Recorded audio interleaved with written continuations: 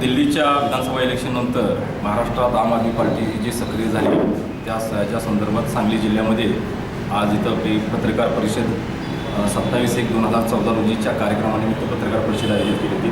त्याच्यामध्ये आपल्या सांगली जिल्ह्याचे संपर्क कार्यालयाचं उद्घाटन व जिल्ह्यातील सर्व कार्यकर्त्यांना मार्गदर्शक मेळावा आयोजित केलेला आहे 27/1/2014 रोजी।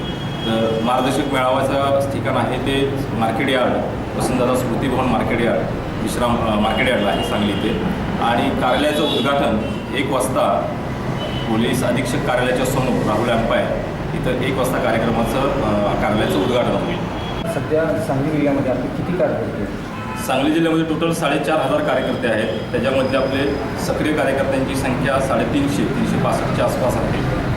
आणि आता जो उद्घाटनाचा सोहळा आहे कार्यकर्त्यांचा आपला, त्याच्यामध्ये प्रमुख पाहुणे म्हणून आम्ही राष्ट्रीय कार्यकारिणीचे सदस्य सुभाष वारे आणि पश्चिम महाराष्ट्राचे समन्वयक मानव कांबळे हे उपस्थित राहणार आहे त्या कार्यक्रमाला। आम आदमी पार्टीच्या माध्यमातून आपल्या सांगली जिल्ह्यामध्ये आपण एक सामाजिक उपक्रम कोणता राबवणार या ठिकाणी? सुरुवात आता सामाजिक आम्ही सध्या आमचं सगळी लक्ष आहे ते पक्षाची बांधणी जी ग्रामीण भागातून तळागाळातून होणं गरजेचे आहे। आमचा पूर्ण कॅम्पेन आता सध्या चालू आहे तो पक्ष बांधणीमध्ये आहे। आणि इलेक्शन लोकसभा इलेक्शन्स आमच्या डोळ्यासमोर आहेत। आम्ही लोकसभेला सांगलीतून उमेदवार द्यायचा आमचा 100% प्रयत्न आहे।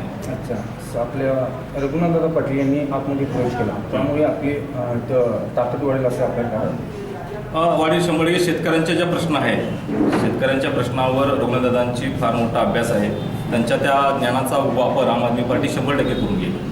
27/1/2014 रोजी जो कार्यक्रम आहे आपला कार्यालयाचं उद्घाटन व मार्गदर्शन मेळावा, त्यासाठी आम आदमी पार्टी जिल्हा सांगलीच्या कार्यकारिणी व अध्यक्षांच्या वतीने मी सर्व जिल्ह्यातील नागरिकांना व सभासदांना माझे आव्हान आहे की ह्या कार्यक्रमाला संख्येने उपस्थित राहावं आणि आपला कार्यक्रम, आपली ताकद, आम आदमी पार्टीच्या जिल्ह्याची ताकद वाढते, त्या ताकदीचं आपल्या उपस्थितीमुळं आपली जिल्ह्याची ताकद सदर प्रस्थापित लोकांना कळेल। त्यामुळे माझं आव्हान आहे की सर्व कार्यकर्त्यांनी, नागरिकांनी या कार्यक्रमाला उपस्थित राहावं।